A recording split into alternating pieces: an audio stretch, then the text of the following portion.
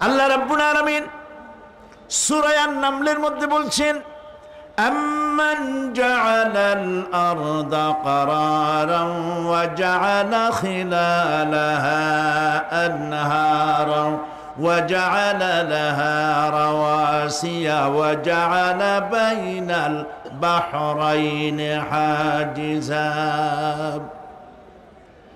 আর তিনি এই পৃথিবীর অবস্থান লাভের উপযোগী করে আল্লাহ পাক তোমার জন্য তৈরি করে দিয়েছেন, এবং এর মধ্যে নদ নদী আল্লাহ পাক সৃষ্টি করে দিয়েছেন, পাহাড়গুলিকে গেড়ে দিয়েছেন, আর পানির মধ্যে দুটি ধারা আল্লাহ সৃষ্টি করেছেন। পানির মাঝখানে একটা অন্তরাল সৃষ্টি করেছেন। এটি একটা তো আবিষ্কার হয়েই গেছে, সেটি হলো